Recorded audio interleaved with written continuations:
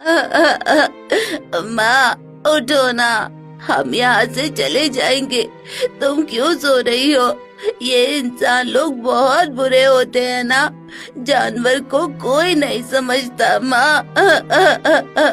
नंदू, मेरे बच्चे, रो मत। अब मैं ज्यादा देर नहीं रहूंगी, बस अब शरीर जवाब दे रहा है। नहीं माँ, तुम ऐसा मत कहो। मैं तुम्हारे बिना कहाँ जाऊंगा? मुझे कौन दूध पिलाएगा? मुझे कौन बचाएगा? और कौन मेरी देखभाल करेगा? माँ। सोनपुर गांव के किनारे एक घना जंगल था।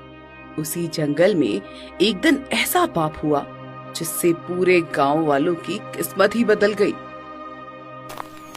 भूरा शिकारी अपने कंधे पर धनुष लेकर जंगल में घुसा और लालच भरी नजरों से इधर उधर देखने लगा।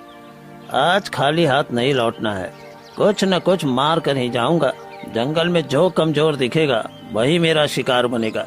तभी झाड़ियों के पास एक सफेद गाय अपने छोटे बछड़े के साथ घास खा रही थी।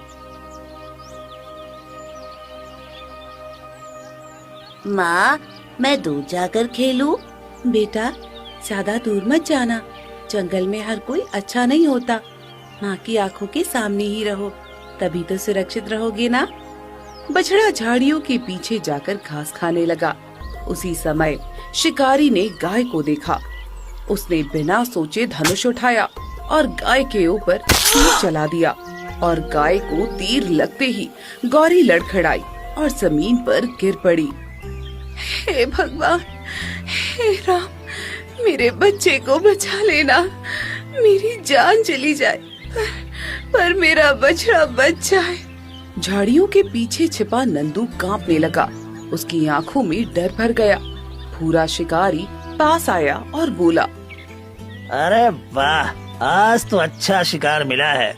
अब इसकी खाल और मांस से खूब पैसे मिलेंगे। गौरी दर्द से तड़प रही थी, मगर उसकी आंखें केवल झाड़ियों की ओर थी जहां उसका बछड़ा छिपा था।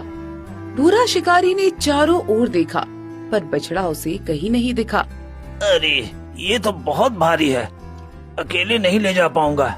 अभी और शिकारियों को लेकर आता हूँ। वो जल्दी जल्दी वहाँ से चला गया।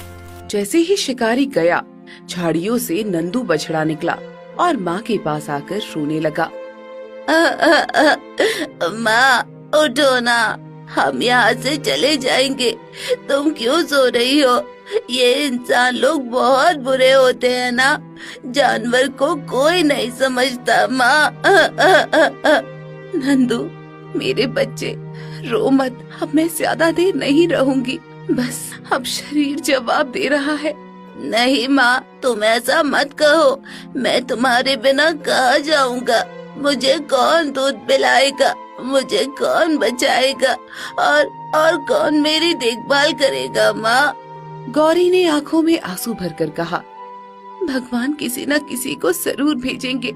तू झाड़ियों में छिप जा, शिकारी लौट सकता है। उसी समय जंगल के रास्ते से एक गरीब पंडित गुजर रहा था। उसका नाम हरिनाथ था।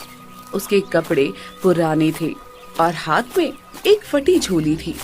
हरिनाथ पंडित रोज जंगल से सूखी लकड़ियाँ चुनकर गांव में बेचता था। उसी से उसका पेट पलता था। इस दुनिया में उसका कोई अपना नहीं था। हरिनाथ ने गाय की कराह सुनकर कदम रोक दिए। अरे, ये कैसी आवाज है? कोई जीव दर्द में है क्या? वो आवाज के पीछे गया और घायल गाय को देखा। गाय के पास छोटा बछड़ा रो रहा था। हे राम, किस निर्दयी ने ये पाप किया है? एक बेजुबान माँ पर तीर चला दिया। पंडित जी, मेरे पास आओ, मेरे पास समय बहुत कम है। हरिनाथ हैरान रह गया। उसे लगा जैसे गाय बोल रही है। वो डरते डरते उसके पास गया। हे गौ माता, आप बोल रही हैं और आपका ये हाल कैसे हुआ? हाँ पंडित जी, जब माँ का दुख बहुत बड़ा हो जाता है तब भगवान उसे बोलने की शक्ति दे देते हैं। मैं मरने वाली हूँ, पर मेरा बछड़ा अनाथ हो जाएगा। हरिनाथ की आंखें भर आई। गौ माता, मैं गरीब जरूर हूँ, पर पत्थर दिल नहीं हूँ। आप चिंता मत करो। मेरा नंदू अभी छोटा है, उसे दुनिया की चालाकी नहीं पता। शिकारी लौटेगा, वो इसे भी मार देगा। क्या आप इसे बचा सकते हैं? माता, मेरे पास न घर ठीक से है न धन है। मैं खुद कई दिन आधा पेट खाकर सोता हूँ, मगर मैं आपको और आपके बछड़े को इस हालत में छोड़ दूं तो मैं इंसान कहलाने लायक नहीं रहूंगा। पंडित जी, धन से बड़ा दिल होता है। आप इसे अपने बच्चे की तरह पालना। लोग मजाक उड़ाएंगे, आपको ताने देंगे, पर एक दिन यही बछड़ा आपकी लाज रखेगा। नंदू रोते हुए बोला, माँ, मैं तुम्हें इस हालत में छोड़कर कहीं नहीं जाऊंगा माँ। गौरी ने अपने बछड़े को प्यार से देखा। बेटा, माँ शरीर से जाती है, प्यार से नहीं। पंडित जी को अपना मानना। इनके पास कुछ नहीं है, पर इनके मन में भगवान रहते हैं। इतना कहते ही गौरी ने आखिरी सांसें ली और शांत हो गई। बछड़े की आंख से आंसू निकल रहे थे। हरिनाथ ने उसके सिर पर हाथ फेरा। अब रो मत बेटा, आज से तू अकेला नहीं है। मैं गरीब हूँ, मगर तुझे भूखा नहीं रहने दूंगा।